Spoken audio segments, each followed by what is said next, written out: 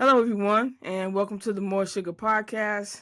I'm your host, Amanda Callender, and we are back after a very long hiatus for whatever reason the Lord deemed necessary.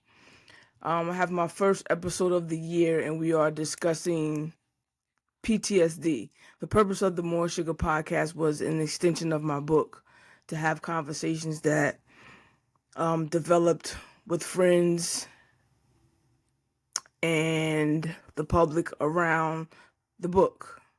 And so here we are. And Rachel, Hey, my yo. guest today, we're going to talk about PTSD. I didn't have any idea um, of my next topic. Sometimes God uses things that you love to distract you. I like working and I like making money, so I became busy at work and I didn't have time to record the podcast. And then in my inbox came Rachel. So you never know who God will gonna use. And let's back it up a bit. There was a point at the podcast, in the beginning of my podcast, when I started at my kitchen table, and Rachel, of course, was a very avid listener. And one day she called me on the phone, y'all, asked for my address. And in the mail showed up. When I get a studio, there was everything possible for a podcast. There's a green screen, a light ring, microphones. It has to be about at least $2,000 worth of recording equipment that I can use, that I have a vision for. Um, another friend of ours, Latrice, when I announced that Rachel was going to be my guest, she said it's time to move this thing to a studio. And that's technically a space because I have everything else I need. And so again, we gonna wait on God's timing and move when He say move. And with that being said, me and Rachel, I like to give history of friendships. We went to school together, not college, high school. We spent a lot of time together. And what the most amazing thing to me is we are not the same people that we were in high school. That's what makes us I think that's what connects us spiritually now is we've grown so much and we see the growth in each other. And so, with that being said, Rachel wanted to talk about something that just coincidentally, Jax asked me about a lot because most people, we live in a military town. And PTSD is normally associated with a military issue. Like when people retire from the military, it's because of things they saw or PTSD. But it's never equated with something that happens to everyday people. And so when the opportunity came to discuss it, I jumped on it. And so to start, I wanted to give the definition of PTSD because just like trauma, everybody milks the word trauma. I think people have bad days, and I'm not discounting anybody's trauma, but everything isn't trauma. Okay, so the dictionary's version of PTSD is a mental health condition that's caused by an extremely stressful or terrifying event, either being a part of it or witness it. Systems symptoms may include flashback, nightmares, severe anxiety, and uncontrollable thoughts about the event. Is that what tell me about you and what you think PTSD is? PTSD is all of that. And you may not have all of the symptoms, but what it does for the most part is it impedes your quality of life. One of my biggest symptoms is I'm hypervigilant. I am ready to get down with the throw down when it go down at all times. Like, um, there's rarely a time where I feel comfortable enough to not stop looking over my shoulder. On an Or average, is that a fear? it's just it's what they call hypervigilance, and it's not that I'm necessarily fearful that something's going to go wrong or something's going to happen. I just always expect it to or anticipate it to. Mm. And so we could be sitting at a table in a restaurant. I need to sit facing the door. And I wasn't always like that. I'm watching my back to the point where it's not just a walk and you look over your shoulder. It's like I'm watching my back, but I have my car keys between my fingers a certain way because you get too close. Woo, woo, woo, woo. Whatever I feel I need to do to protect myself, to make myself feel safe at all So times. there was an event that happened in your life that made you feel unsafe, or maybe more Uh, than one event. more than one event. Actually, the type of PTSD that I was diagnosed with is called complex PTSD, Complex where what? complex PTSD, where you've experienced a series of traumatic events, and it becomes hard for you to tell one event from the other. So it changes or skews your perspective on life to whereas, like the song says, I've had some good days, I've had some bad days. You only begin to see everything as just bad days. Just one bad event connects to the next bad event, connects to the next bad event. So part of what I had to do in my therapy and in my healing journey was learn to separate those events, one event from the next one, and do the work so that I could become less hypervigilant, less reactive, stop, like you said, the thoughts, the ruminating thoughts in my head. Sometimes I can hear a song and a song will take me back to when this happened. I can smell a smell and the smell can take me back to when that happened. So it's very complex. And with a lot of what I discovered was a lot of people are walking around suffering from PTSD and they don't realize it, especially in the Black and Brown communities, like where we're from. Gun violence, our kids are outside. Oh, they shooting. That's normal. No, Mm-hmm. that's not normal. Right. That's not normal. You know what I mean? When you look at the school shootings where that has become normalized for the kids, that's not normal. We did fire drills in school. They're doing active shooter drills in Yeah. school. That's not normal. That's not normal. It's not normal, but we try to normalize things that are not normal, not realizing that it has an impact on your psyche, how you see yourself, how you view the world. If you look at our Black and brown boys, when they get shot, where do they take them? The trauma center, right? Right. And what do they Right. treat? The physical trauma. When do we treat the mental trauma? We don't. That's a near death experience if they survive.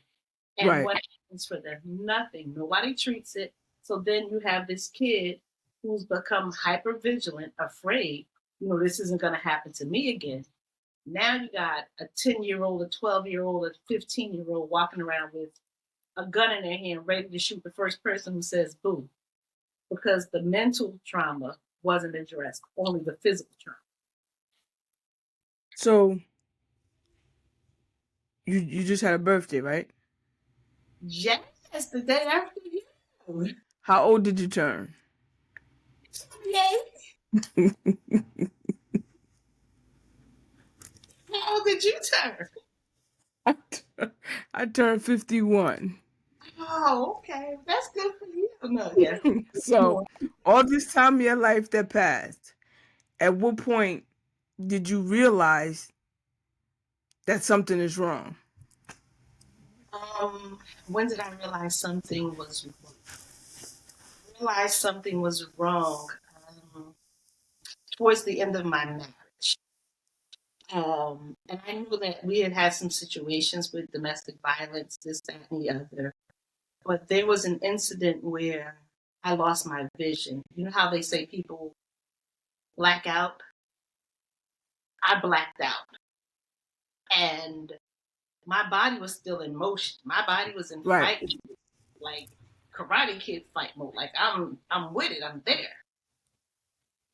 But when I came back, it was like, wait, I did what? How did you? Who? What? Wait, I did that. And so it wasn't like it was something that I thought of intentionally to do. It wasn't my plan to do it, but that was the first time that I knew something was wrong.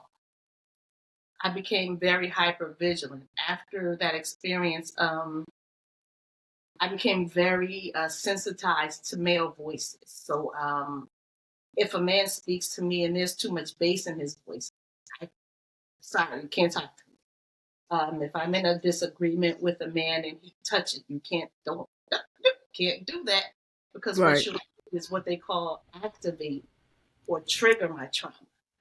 And so Right. you may take me back to a place, what they call a flashback, to whereas my fight or flight is activated, my vision goes, and now we here. We I'm going up top because you take me back to that place. And even though it's the past, in that moment, all of that stuff that I lived through and I survived becomes real again for me. So all up into the through the marriage, you think everything is just you assuming that these behaviors aren't normal. I I mean know that that these behaviors are normal. it's no that not that it was normal, but that we normalize things. We know that drug use isn't normal for example. But if you're the kid growing up in the house with the drug addict parent, that becomes your norm. You see what I'm saying? Right. Yeah. So when you're in that house and on the outside, it looks like you have everything. You're doing this way and you got this and you got that. But there's something inside of you that's dying. There's something inside of you that you don't know how to get help for yourself. And everybody on the outside sees it as, oh, there's nothing wrong with this person. Or, we So have you put, think you think that that could have been the cause of the demise of the marriage, even though we're not marriage counseling here, but yes, it was a conscious decision to end the marriage. And it was probably, I would say, the most selfish decision I had ever made because it was a me centered decision. It wasn't about my ex husband. It wasn't about the children we were raising. It wasn't about the house we had bought, the cars we had paid for. It was simply about me needing to be in a space where I could begin to heal. well, technically that's not selfish. If sometimes you have to save it. Saving yourself will always be seen as selfish. Yeah, it is, but because if you subscribe to any type of religion the way that we do that one time, until death do us part.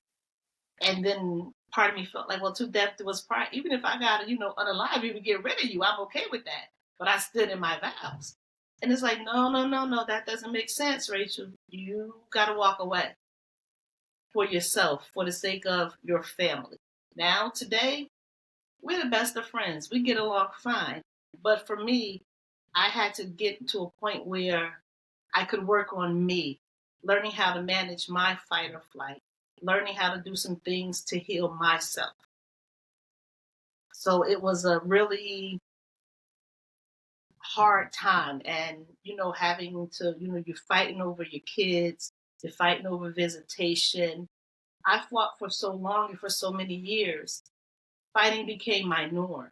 Like, and it wasn't always a physical fight, but that argument on the phone, that that you did this and you did that, and it had gotten to the point where I realized I wasn't raised like that.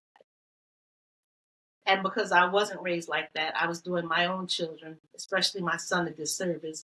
So what I had to do was sit down. So I sat down for a couple of years and just got quiet and worked on me. Really just put time into trying to work on me. And as I began to do that, the hardest part of having PTSD and knowing that you have it is getting diagnosed. Because the first thing they ask you is, well, what part of the military were you Yeah, yeah, like I said earlier. in? Yeah, exactly. I wasn't in a branch of the military. I was in Newark. Exactly. So it's like, well, no, you just went through some stuff. You're okay. And it's like, no, I'm telling you, when things happen, I lose my vision. Like, there are times where I really can't see. Like, it can be 5, 10 minutes, and I can't see. I don't know what happened. I don't know how Amanda's thumb got snapped out the socket, but apparently they're saying I did it.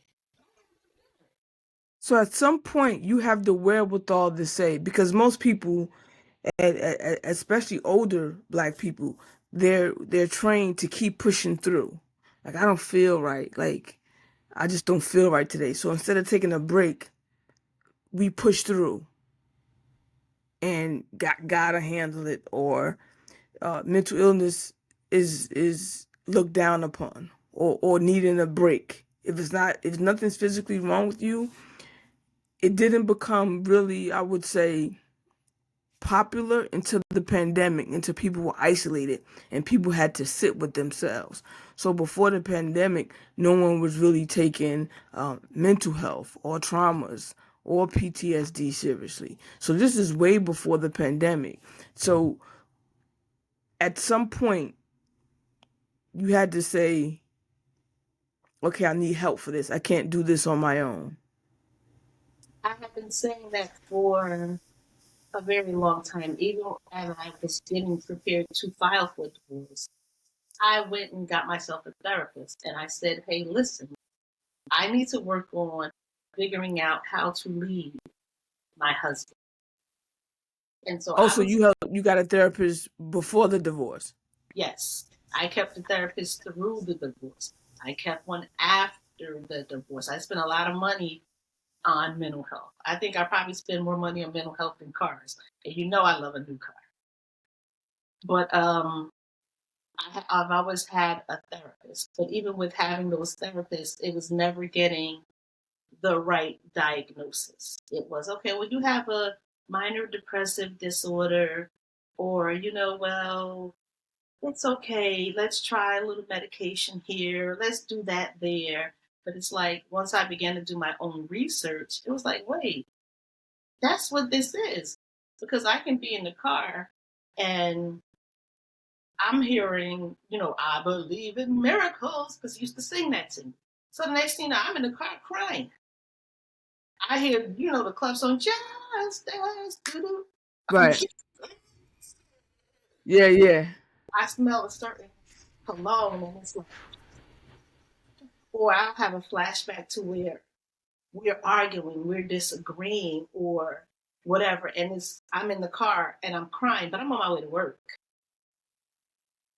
and it's And so like, you got to swallow that to go to work. You can't go and work like that. exactly. So I learned to just keep pushing forward. As long as you just keep pushing forward, pressing, you'll be okay. Just keep moving forward. You should get out of this in a minute. You can snap back. You're resilient. You got grit. All the things we tell ourselves. You're a strong Black woman. You can do this. You can survive. Suffered worse. No, I hadn't. I had not. And it was to the point where years later, once we were we were actually friends at that point, but I still needed the help because I still had the triggers. I was still hyper vigilant. And anybody could trigger me. You've seen some of my responses to people on social media. When you're like, Rachel, you're a beast. And it's like, that part of me is actually activated in that moment. And you get what you get. And part of that comes from a defense mechanism of not wanting to be bothered, not wanting to be engaged in the negativity. So if I came at you as harsh as I could, you would leave me alone, because that was really Right. my ultimate goal. Right. So it became that sort of stuff. It would manifest itself in inappropriate ways, to the point of, you can be in the supermarket. People that start in the supermarket and do all that crazy stuff. I was one of them. I was really seriously one of those people. The people that have the road rage. I was the road rage girl. I was that person. And in my mind, I was justified in all of it because I had gone through something. So it wasn't the marriage. It was The symptoms just appeared during the marriage. it was a combination of things. It was the marriage. It was the things that I can't talk about out of respect for him that I experienced throughout the marriage. Things that I needed to heal from. It was traumatic loss. The loss of my parents. Just always never feeling safe, never feeling secure. Once I lost my parents, it became about, am I going to die? Am I going to die? Am I going to die? Am I going to die? Am I going to die? It was, that type of thing. So I became hyper vigilant about that. Well, I don't know if I'm going to live tomorrow. Well, what if my kids die? Well, what if this person dies? Well, and it became about other things. And I couldn't disconnect, say, the bad marriage from worrying about my own mortality to the stressors of regular life and work and just trying to be a decent human being. Like they all ran together for me. Like everything ran together. So how did it affect you being a parent? Um, as a parent, again, I was hyper vigilant. You couldn't look at my kids. Don't say boo squat, nothing to them. Don't touch them. If they told their mother that you did something to them, then it was on and popping, like with a clear conscience, a clean You like conscience. overprotective of them. Overprotective is like beyond what I am concerning them. Did did something happen as a kid to make you want to protect them from whatever you went through? I think it's from not always having been protected or always feeling that I was protected. Mm-hmm. So it kind of manifests itself in certain things will never happen to my children. And as an educator and seeing what happens to children, in schools and things like that, I protect any child. I can be walking in the park and a group of kids are going to fight another kid. The kid that they're going to fight, that's my kid. Right. I'm going to make sure that kid gets home. Hey, where do you live? Let me walk you home. Here, use my phone. Call your parents. I'm just a protector of children. And I think that comes from a lot of times not feeling like I was protected.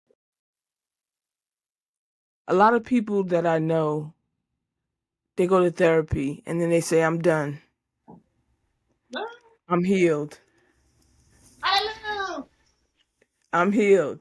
And see, the thing, the gift and the curse for my podcast is that a lot of my guests, we talk often. And Mm-hmm. some of the conversations that we have had in the past, I'm like, man, that would have been good podcast material. But some conversations are just for us, right? And even though you want to help people and you want to be as honest um, as you can with people, when you see something in somebody else that you saw in yourself, how do you begin to help them through whatever they're going through? The first thing you do is listen. Just because a lot of times people don't have anyone to listen. Just somebody to say, hey, I know what that's like. You know what I mean? I know what it's like to feel like you're not a good parent. I know what it's like to graduate high school pregnant, which is a trauma in and of itself. I know what it's like to live off of $322 a month because you're on welfare. I know those things. I know them well. So sometimes That people, 322, that was must have been what they gave everybody.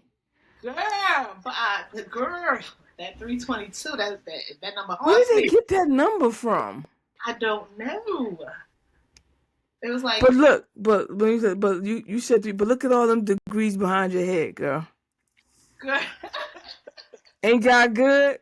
Look all at all them degrees, but you say you 322 a month, and look at all those degrees behind. Because I hate this phrase that the Republicans use, and it's saying pulling you up by your bootstraps. But that's essentially what you did. I had no choice in the matter. I went from being the baby, my mother's baby, to us having a conversation while she's holding my baby, telling me, "You're grown now." What? You did a grown woman thing, and so you are grown.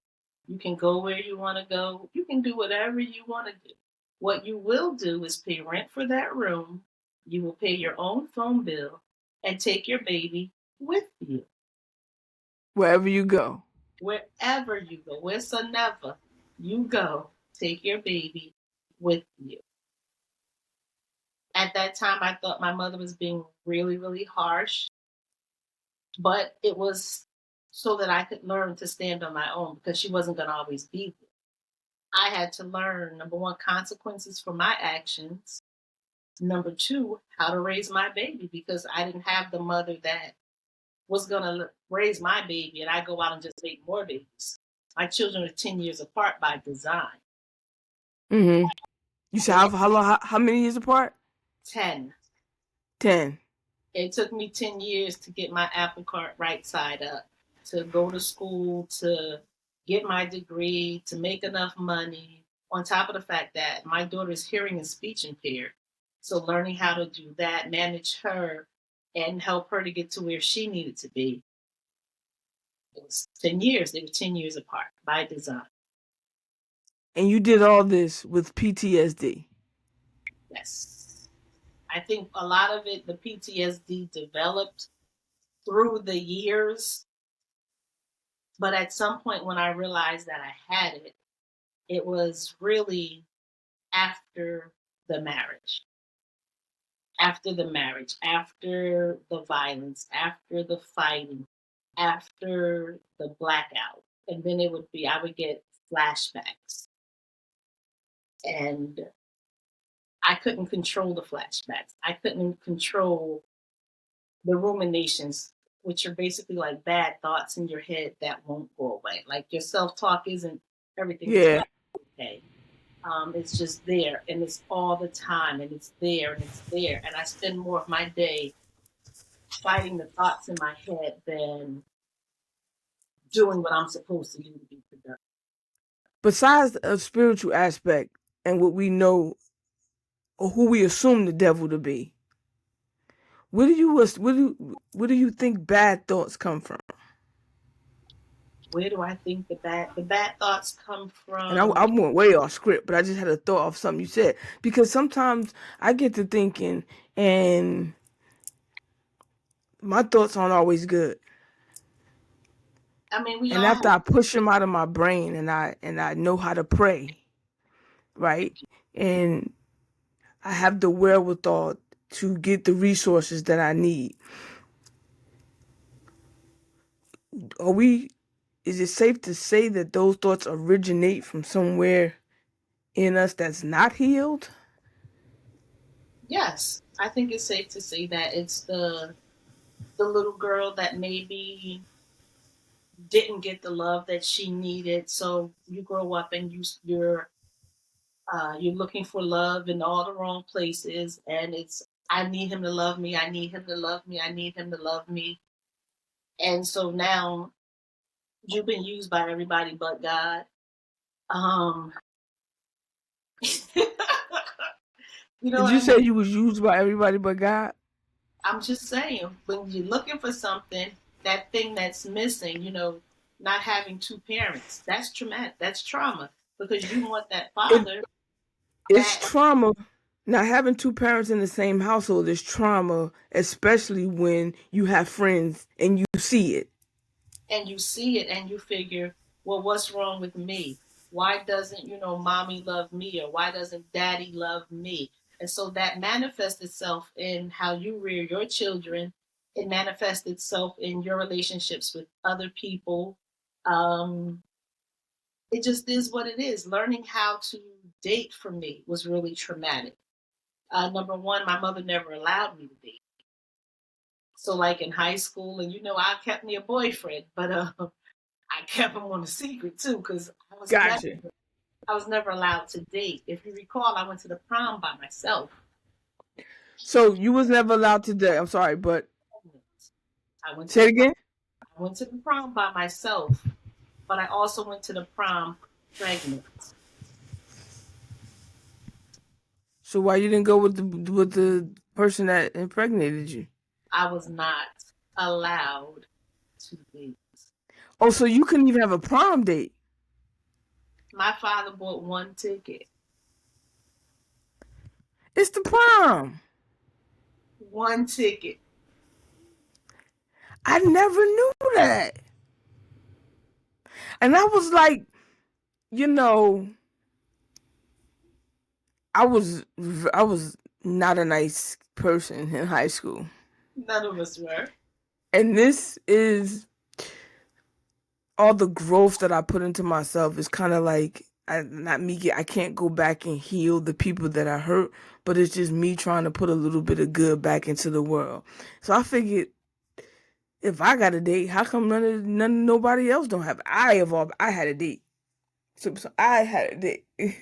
Oh, she's swinging the hair too. Right. So I never, and that's just crazy how I don't remember judging you then, right? But 51-year-old me just jumped into 17-year-old my body and judged you for not having a date because I don't even remember you having a date. And then it came back to 50-year-old me like, well, she didn't have a date because, wow. See, this goes to show you never know what people are dealing with Yeah. and why they are the way they are. Yeah. So I didn't have a date because I wasn't allowed to date. To this day, at 51 years old, my mother has never given me permission to date. I went from under her thumb to having a baby to you're grown, like in a Do you matter feel like, did you of months. feel like she didn't give you, did you feel like she didn't nurture you enough? Did you feel like you wanted her to be a little more hands on when you had the baby? Like, I made a mistake. Don't be this bad. I think what I felt was, in hindsight, it was I needed more guidance. I needed a person where I could have open dialogue about a lot of the things that I was doing, because the teacher who was quote unquote supposedly guiding me into all of my wrong decisions. They should take a pension, but I'm gonna leave that alone. You find these people and they pour the wrong stuff into your children. You know what I mean? Yeah. Because as I look back on it, did she have my best interest at heart? No. When I talk to young people, girls in particular, I'll tell them, if you're doing something and you can't go home and tell your primary caregiver what you're doing, that's a clear sign that you have no business doing it. If you can't go home and say, I'm sexually active, that's a sign that it shouldn't be. If you can't go home and say, as a young I boy, couldn't go home and say I was sexually active. because you shouldn't have been, because that comes with At, the at what age, at what age should we be? At what age could your daughter or son come to you and say I'm sexually active uh, as a parent? at whatever age they became sexually active. Because my job at that point, having sat in my seat, was to guide them, to give you guidance. So listen, okay, if you're going to do this, this is how you do this. You make a baby, we can raise a baby. I'm already proof that we can do that. However, if you get HIV, you get hepatitis, you know what I mean? You Yeah. come back from that stuff. So it's like, let me show you, let me teach you, number one, you're worth the wait. Number two, how to respect your body and how to conduct yourself, because that's still part of parenting that for, I think, our generation, and especially our parents' generation, that they didn't talk about. No, not at all. It was just don't do it. It was just forbidden. Don't do it, don't do it, don't do it. And meanwhile, I'm doing it and doing it and doing it well. And I'm walking around pregnant as I don't know what. And my mother didn't find out until I think maybe July, or like when she found out, it was just like the horse was out the barn. Like she just happened to be in the kitchen and she pulled my shirt up and she looked and she's like, "I know you're not pregnant." And I just bust out crying. And she two-pieced me up a little bit, boop, boop, boop. And she two-pieced my sister because my sister knew and my sister didn't say anything. And my mother got in her car. My mother left for like 2 weeks. And it was a trauma of having disappointed her and hurt her to the point where she couldn't look at me for a very long time. And so then part of what I tried to do, even to the day her eyes closed, was I did things to try to please her, to try to make it right with her, more so than I even focused on trying to be a good mother. It was, I need my mother's forgiveness for this thing that I have done that was so egregious. Wow. Embarrassment. It was the fact that, I was supposed to go to college. I couldn't go to college. I had to stay home and raise a baby. I wasn't able to start college until my daughter was 3 years old. And my mother supported me in that. She helped me that when we found out that my daughter had the hearing impairment. My mother supported me in that.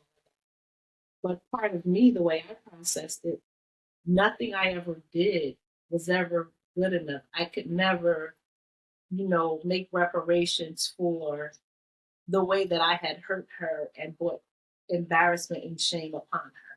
Even though she loved my daughter, it was just something that I couldn't get over. I couldn't process it. Now, all of these events that we're mentioning are part of what makes all the traumatic events Yes. together. Yeah.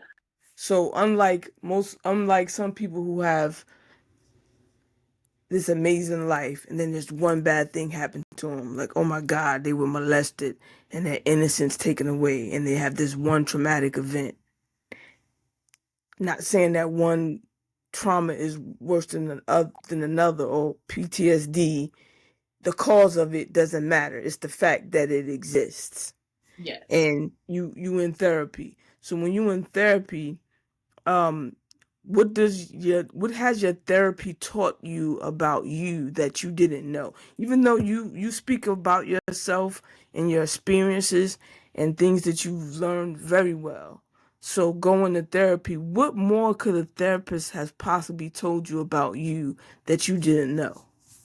Well, actually, what any therapist that I've ever worked with have said is that I'm very self-aware.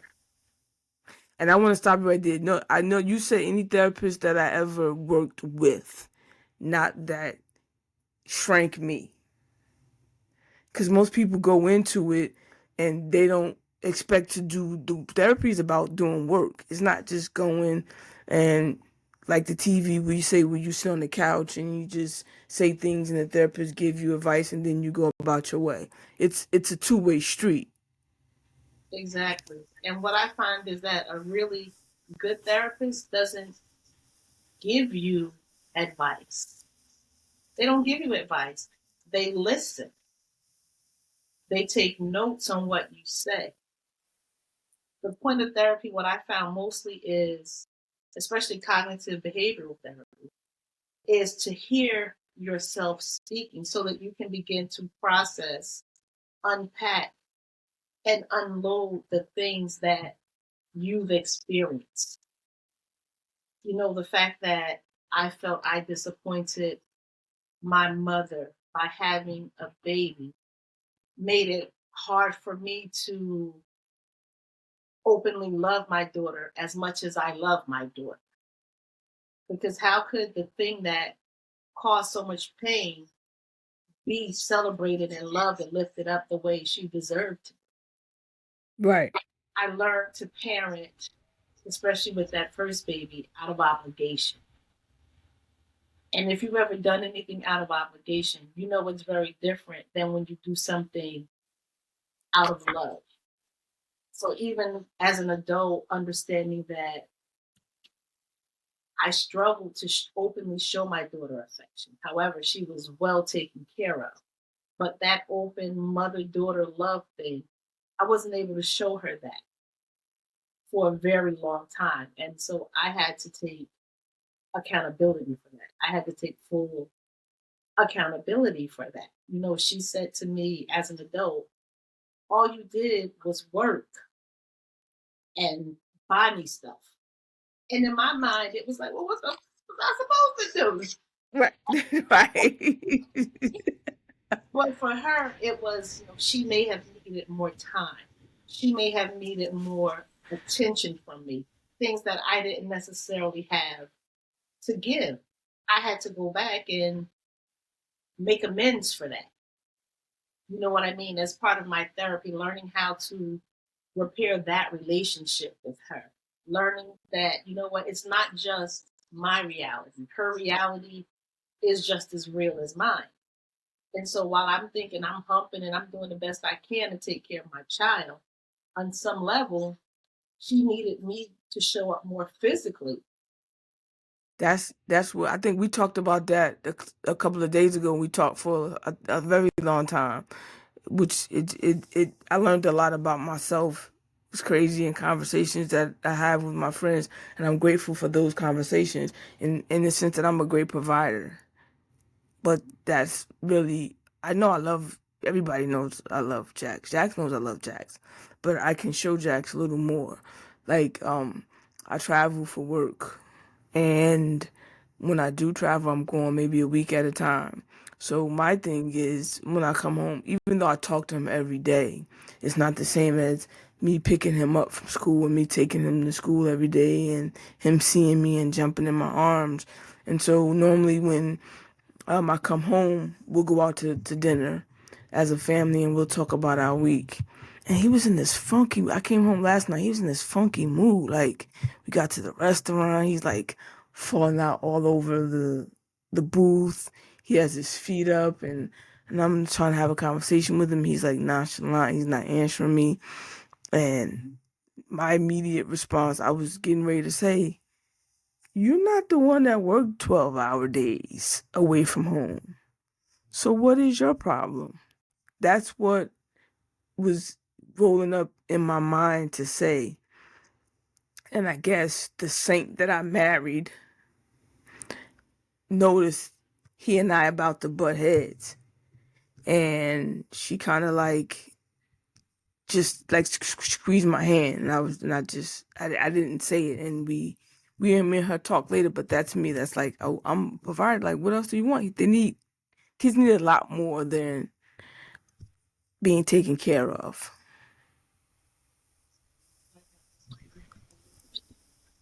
Did the manual fall out once we came out?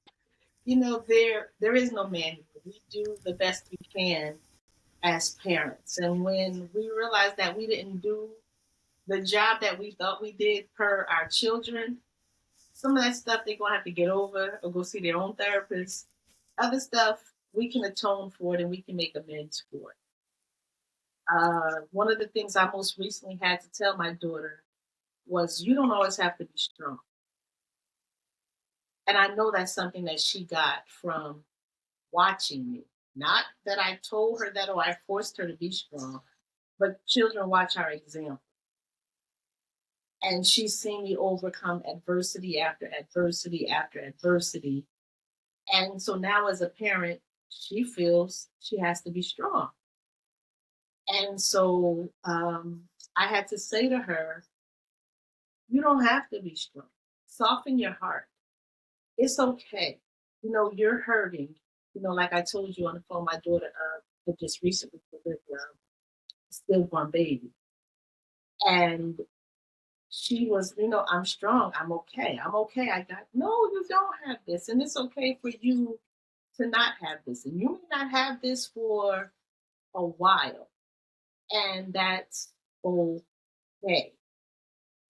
For some reason, we never seem to let women, especially Black women in particular, know that it's okay to not be okay. Speaking of that, there was a time when you weren't okay and you knew you weren't okay. And what did you do? Girl. Okay, so when I knew I wasn't okay, 2023, I packed in my little suitcase. So you literally woke up one day. I woke up one day in a deep depressive state. Sometimes I'm not going to say it's the devil because I don't believe he's that powerful in my life. But sometimes my mind tells me that you really don't want to be here. Uh, the world is better off without you, you know. And I struggle with that from time to time. Um, this particular time, it was like, you know what? I'm not doing this no more. I can't be in this spot anymore. So I packed my little suitcase. I put me 3 pairs of little, workout pants, all soft stuff. I had my little slippers and everything. And I packed my little deodorant and my, spray for my hair, my little cosmetics, brush, everything a girl could need for a trip. Right. And I drove my ass to Overlook Hospital. And I went inside to the ER after I parked my own car. And I told them, I am not okay. This is what I'm feeling. This is what I'm experiencing. This is what my brain is telling me. I need some help. And at that point, they kind of assessed me and they put you in this room with a camera and they give you a nurse just to watch you. And I'm like, well, I ain't that damn crazy, but okay, fine. We're going to go. after So, you after you walk up with the suitcase, you're gonna say, I ain't that damn crazy. You must have thought about it on the drive over. I don't even know. I think, and I could hear the person in the room next to me screaming and it just made me cry. And I'm just in there, I'm just bawling for hours. It's like, I have to heal. If I don't heal, I'm not going to be able to see tomorrow because it's just too much stuff that I'm carrying. The weight of this is too heavy. I have to put this down. I have to find a place to leave this Hmm. because I had been going through my health insurance and looking for someone who treated PTSD, and there was nobody. There was really like no. Well, how do you know you had it? You know, Right. all these You don't like got time to go through 5 more new assessments. yeah, exactly. So there I'd be able to read and think with a master's degree and figure out that this is what's wrong with me. And so I checked myself into gladly did. It was a great time. Anybody want to go? One South and at Overlook Hospital. I checked myself into the mental ward at the hospital. And I And stayed. that was your breaking point. That was my breaking point because at that point I knew that regardless of what I was feeling, I had more to live for. There was more life in me. It was just like, I think, the very lowest of low points for me. I didn't have a mother anymore, where I could call my mother and cry. And So your mommy, mother had passed away. yeah, my mother had already passed So away. now we're compounding that with grief. Yes. And that was a traumatic loss to the point of I come home from church, my cousin's on the phone, and she's crying. We don't know if your is alive or not. We know she's sick. Something happened. Then she's like, she's gone, and it's like what? Like who mother? My mother don't get to die. Everybody else mother get to die. Let me say, my mother don't get to die, and then when they die, that shit hurts. That right there, I can remember fainting, and the person who I was dating at that time, he caught me because I literally just like everything in me went limp. And even though that February before she died in June, we had made her arrangements. She made me go with her to make her arrangements, which was another traumatic thing because now it's like, what you know that I don't know? Why are we doing this? Right. Why didn't you do this when we was 8? Why would you wait till now? And you have He 4 said daughters, when we was 8. but you make me do it. You know what I mean? And it was the stress of that, the trauma of that, for her to be sitting there at the funeral home, go in there and pick me out a casket. Huh? Yeah, go pick out a casket, whichever one you like. It don't make me no difference. And they think that these things make you strong. That was trauma. That was for me the beginning of the end of life as I knew it. Because it seemed like she knew something spiritually that I didn't know. And she was preparing me, as mothers do, Right. for that next phase. So, I had directions like, you make sure everybody comes.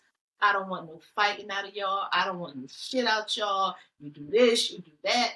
I want my casket piece to be full. I need this. I want this. I want that. Put this Did she dress. do like the celebrities? Did she have a list of people she ain't want to come? No, she didn't have a list of people she didn't want to come. She was more so concerned with us acting like monkeys. And so as long as we got there and we got her in the ground and behaved, she was okay with that. It's hard to behave. I don't. Again, I said this on the previous podcast.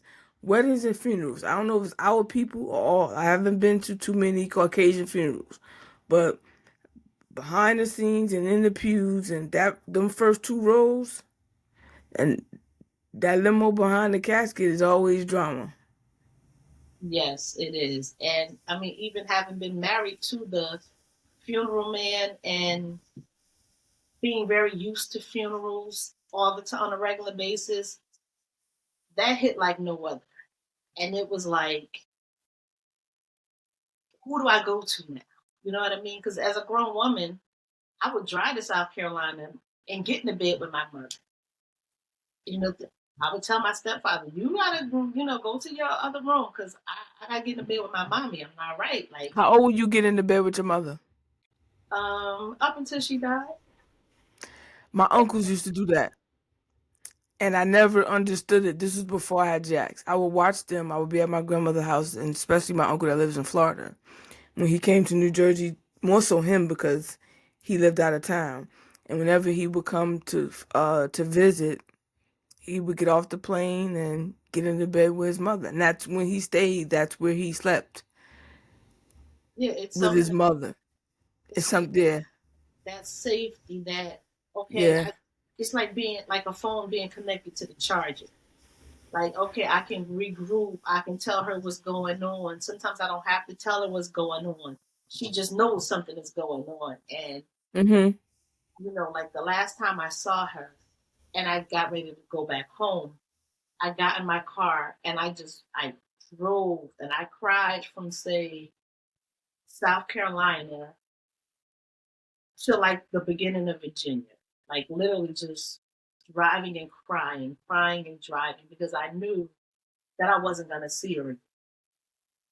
And even in that, there was nothing I could do to stop it, to fix it, to help her, to save her. There was nothing I could do.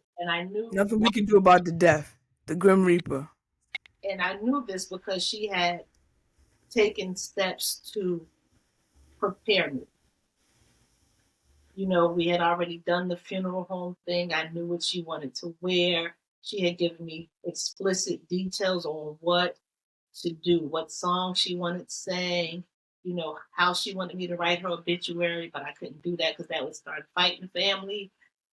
So it was, I'll do all of these things, and I had to do them. And so once I was able to do it and it was done, I missed her to the point where some days it was hard to go. It was hard to get out of the bed. I mean, like, there were days where in my mind, it made sense to me that if I did something to me, I could go be with my mother. Mm. So there were days where I wanted to be wherever you go in the great beyond more than I wanted to be here. And I realized that that was my breaking point. So I Mhm. chose myself into One South or Look Hospital if you need it. It's really great, y'all. So I checked myself in. How long did you stay there? I stayed there for 7 glorious days. Glorious. Yes, 7 glorious. So during the 7 days, you feel the weight lifting. Not necessarily the weightlifting, but I got my diagnosis. Mm-hmm. When I explained, to the psychiatrist, well, this happened and this happened and this happened and this happened, and I can't forget this, and this is going on in my head, and this and this and this, and this is how it makes me feel, and this is how it shows up. And I know my responses aren't right, but this is how I respond to stuff. And in my mind, I'm justified in how I do this. And it was like, hey, yeah, you do. You have PTSD.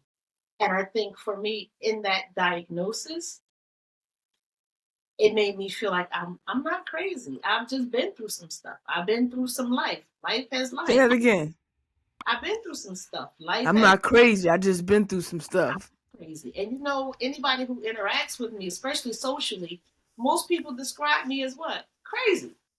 I think we use that term very loosely. I think people just don't encounter someone who uses humor, but I really mean what I say. It might sound like I'm joking, but I meant it.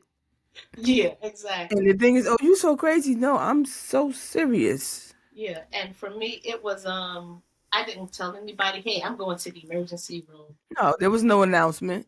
It was I didn't My children didn't know where I was for the week. Um the only person who knew where I was one of my friends, Bernadette. You know Bernadette. That was the only person who knew Hey, Burn. where I was. And so even with that, she would call me there. You want me to come see you? I'm good. And so that's when I really began to start my journey of medication. Because I wasn't sleeping. My mind would be going. I would wake up in the middle of the night and I would have to write stuff down in order to go back to sleep if I could sleep. And it was like, I think it was for me the right place because you don't want to be out in the world, trying this medication, see how this makes you feel, trying that medication. But the way I described what happened when I checked myself in was that the world is spinning. I needed the world to stop so that I could get off and heal. So getting the diagnosis for with the 7 days and getting the medication, you felt that that you could manage it.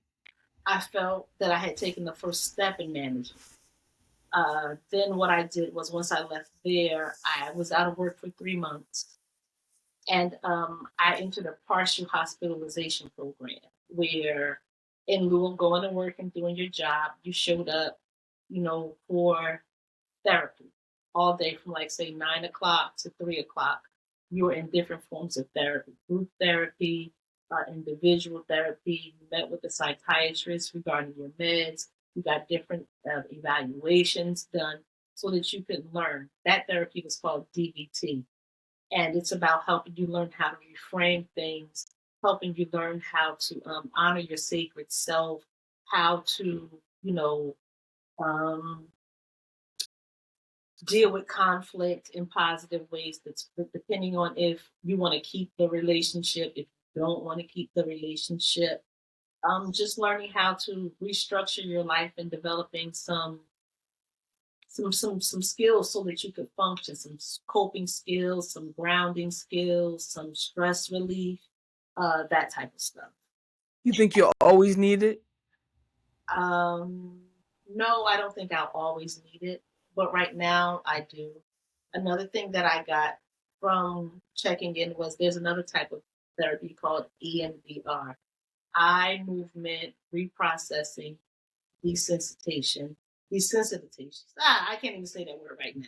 Be desensitized, okay? So,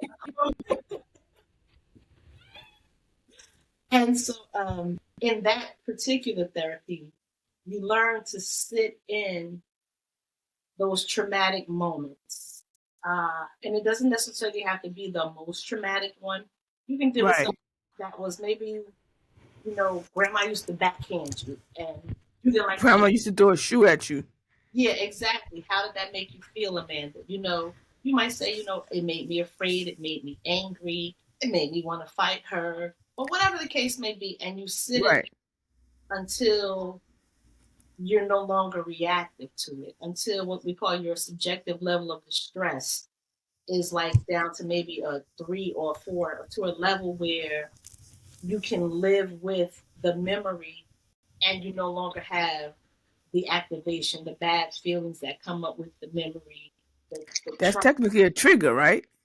Exactly. So the thing is to sit with it until it's no longer a trigger. Like, for example, like I know what happened with your nephew with Kendall. So it would be something like, okay, how did you feel? And you bring up your feelings, share as little or as much as you want.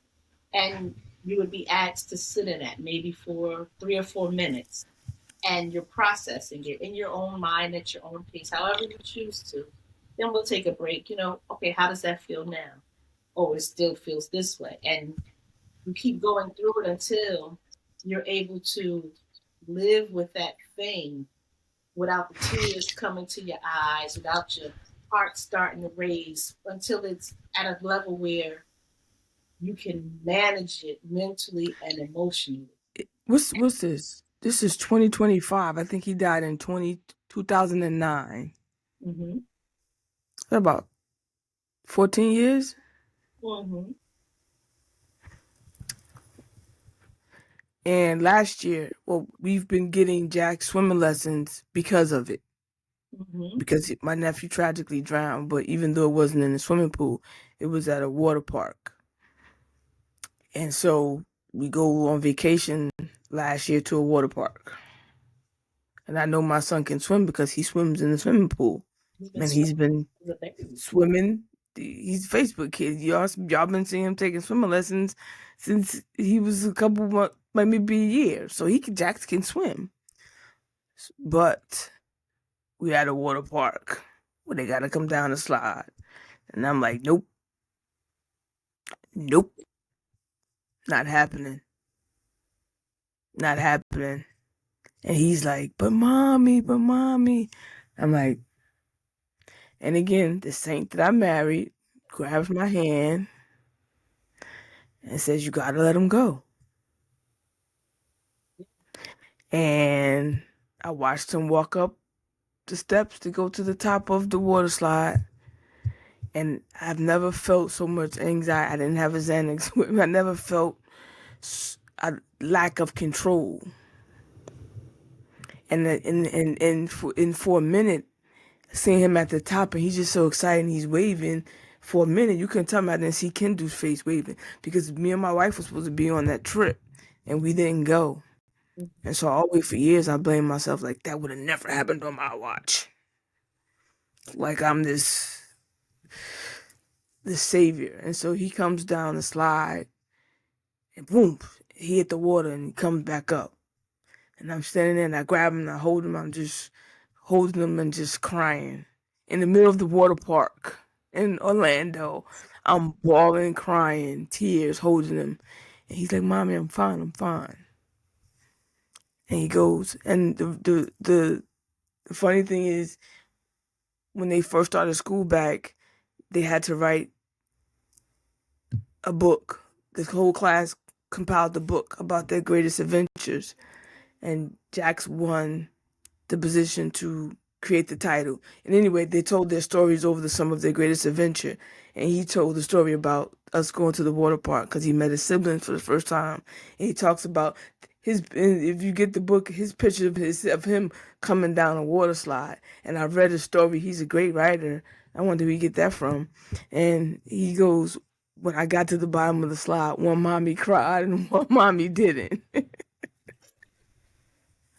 But it just goes to show that I had been, even no matter how many swimming lessons he took, it took that. Who would have thought that it took that me to have to sit in that moment for him to come down and for me to be. Now, I'm not saying, girl, I'm healed now. There'll always be a little trepidation, but as time goes on and I watch him in the water and I allow him to do more things, the trauma of losing my nephew because my nephew spent time with me, like not just weekends, like months. And the things that I do with Jax now are the things that he and I did, and I never let his hand go. I was always right behind him, and it wasn't until another incident happened when me and Jax was in the water at Funplex up in, what is that?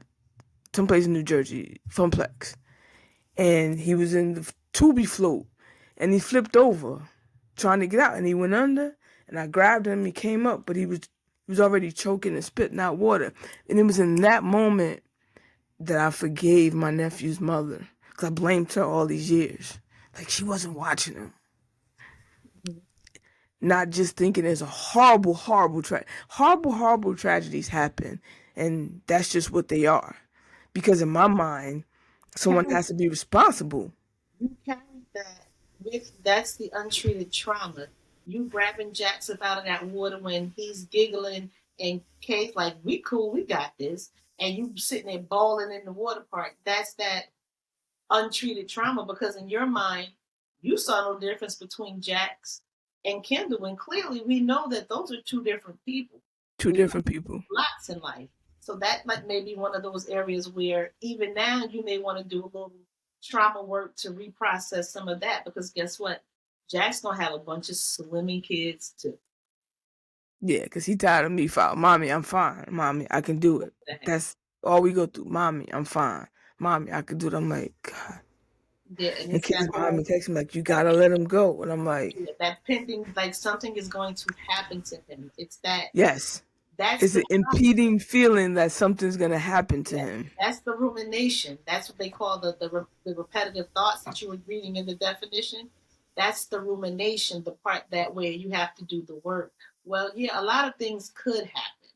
And he'd be eating a piece of fish and choke on fish bone, and you busy worrying about him drowning. And it's like, oh well, no, I didn't think about fish bone. You see what I'm Yeah, saying? yeah. We we stay for every day. You want to take him to the doctor? Want to take him to the doctor? And me and Kay have to have these conversations. She's like, you got to stop it, or you're gonna make him become a hypochondriac, where he's always gonna think something's wrong with him. Because I'm so afraid. I'm gonna say this on I'm so afraid to lose my son because I lost my nephew, and it affects my parenting. Yeah, and so that's where you may want to, as one good friend to another. Damn,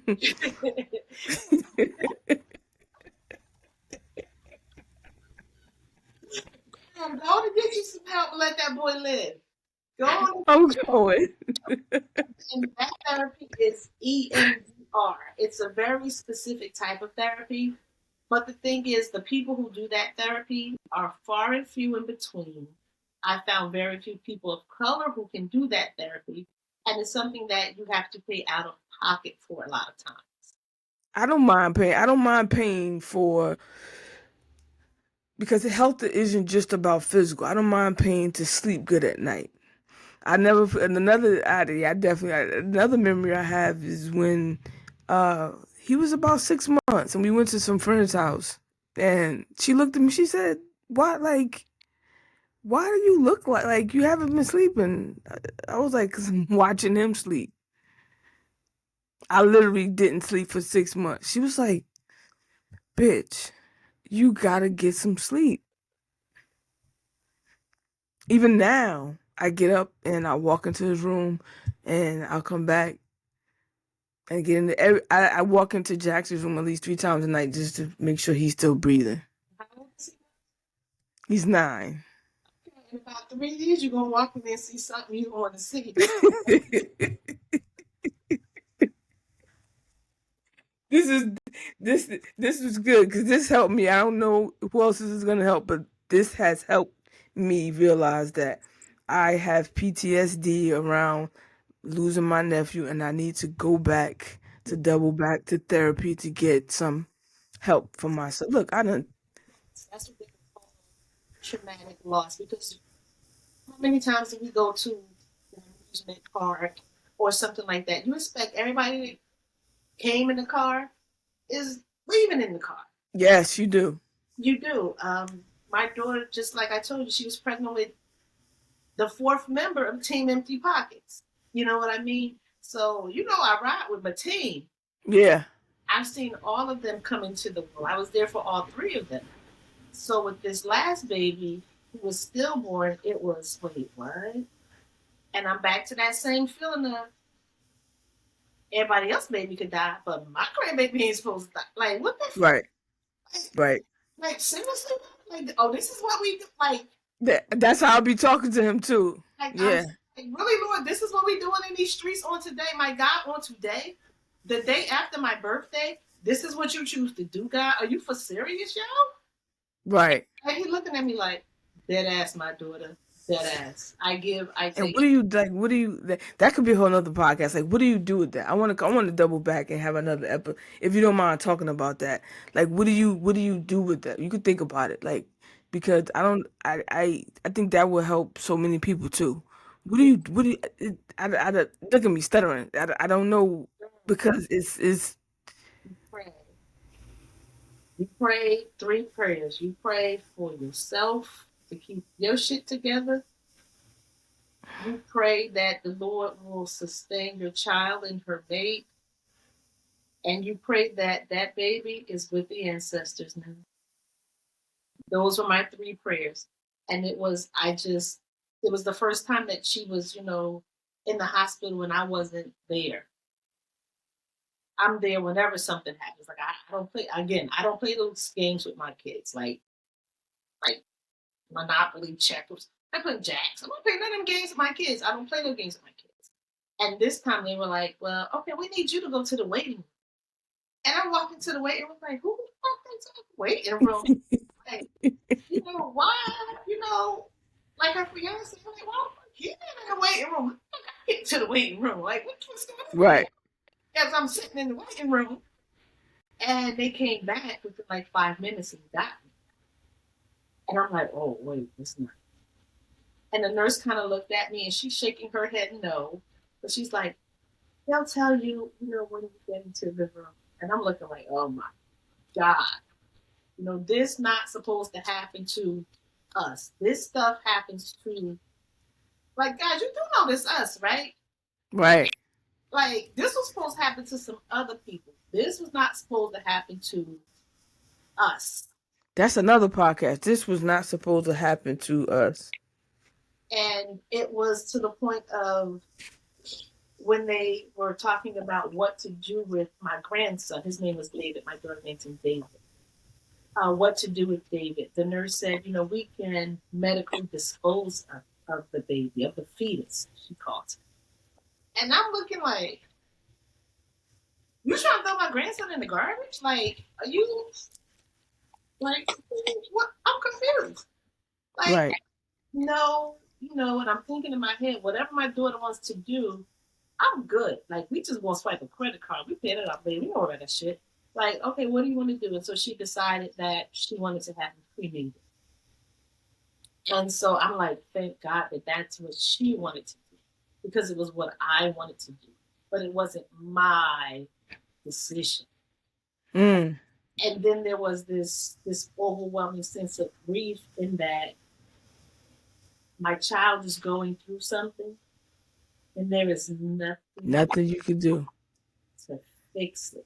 There is nothing I could do to make it better. If I said to the creator, take me and leave the baby, she still would be at a deficit. You know what I mean? Mm-hmm. So it was like, what could I do other than pray, try my best to keep myself together, and just be there for my daughter and for the other children? And I'll be honest with you, I went to work, and yesterday I took off. Since this happened March 1st, I took off yesterday. I don't know why, that whole black woman thing where we just got to keep going and going like we Energizer bunnies. I took off yesterday, and I literally slept the entire day. I woke up at 7 p.m., like, just Tired. exhausted. And I was finally able to breathe and cry for myself. Because you're too busy being a mother. Yeah, like as the grandmother, as Gigi, part of my team is gone. And so I began to grieve not only for my daughter and for her fiance and the children who lost a sibling, but it was, you know what, today I need to feel and deal so that I can begin to heal around this. You have to make time to heal. If you don't heal, you're going to be 14 years later at the amusement park hugging Jackson. Yeah. You know what I mean? So it's like you have to be intentional in your healing, understanding that, you know what, That's good. You have to say you have to be intentional in your healing. intentional in your healing. Most of my friends are in some form of therapy. If you're not in therapy, you fuck with me long enough, you're going to be in therapy because I can't heal you. I can only work on healing myself. And the thing about working on healing yourself, it is work, it is a process, it is a journey. I don't know when I'll be at a point where I don't hear a certain song and bust out into tears. I don't know when I'll be able to actually make it, if that's a thing, without my mother. I'm looking at Right. my graduation picture right here in the corner. You can't see it. It's a plaque, and I dedicated it to my mother, and it has scripture on it: train a child up in the direction in which they should go. And for me, acquiring that master's and being able to give her that gift, it was like my final atonement for the baby that I had at 18, for, Wow. the heartbreak that I had caused her, for even though I had done these things that had disappointed her, I had done I was everything just, to atone for that. and it's funny that you said that because that was what how I was wrapping this all up into an ending. My last question was if you could give advice to your mother before you were born, like everything you know now, you and her relationship, um, you and your daughter's relationship, your daughter and her daughter's relationships, where you are in this journey, you're not. When people say I'm healed, no, you're not. You're healing. What advice would you give to your mother? Establish